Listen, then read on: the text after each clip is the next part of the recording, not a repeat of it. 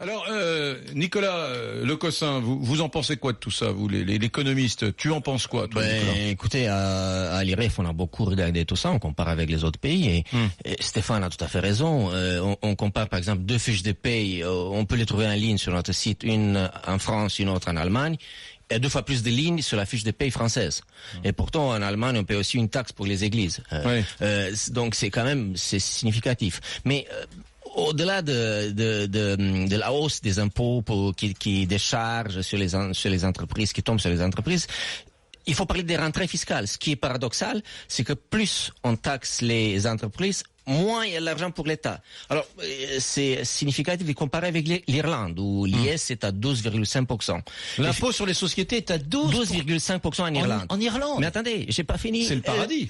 C'est pas que c'est le paradis, c'est le paradis pour l'État irlandais. Oui. Parce qu'il encaisse plus que l'État français, où l'impôt sur les sociétés à 30 ans, on l'a dit tout à l'heure, 33 voire 35%. Ouais. Donc c'est quand même incroyable. Comment c'est possible? C'est-à-dire, en Irlande, où l'impôt est à 12%, l'État encaisse plus qu'en France, où l'impôt sur les sociétés est à 33%. Il y a plus de sociétés, ça se développe plus vite, ils embauchent plus, il y a des entreprises, voilà, c'est quand même incroyable d'avoir plus de rentrées fiscales alors que vous avez un impôt sur les sociétés presque 3 fois moins élevé. Bélivier, Sébastien. L'IS, mesdames, messieurs, c'est l'impôt société. Donc, on a l'impôt société parmi les plus élevés d'Europe, nous. Là, on est à, si on rajoute tout, entre 33 et 35%, si on rajoute toutes les... Mais si en plus, on parle là maintenant des prélèvements, si en plus on rajoute les cotisations sociales, on est d'accord, l'entreprise française est la plus prélevée du monde. C'est ce qu'on a dit au début de l'émission, d'ailleurs. Du monde, on peut dire du monde, parce que c'est pas un pays asiatique qui va nous battre, ou un pays... non, surtout pas le Singapour. Hein.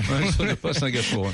Juste une petite précision, moi j'ai adoré ce qu'ont fait les Irlandais lorsque Bruxelles a mis la pression, on leur a dit vous pouvez pas garder un impôt sur un taux d'imposition sur les sociétés si bas. Les Irlandais ont dit on préfère, si c'est comme ça, on préfère quitter l'Union européenne plutôt que de changer les choses. Exactement. Le brunémétrie, le voici. Macron doit baisser beaucoup plus les impôts qui pèsent sur les entreprises.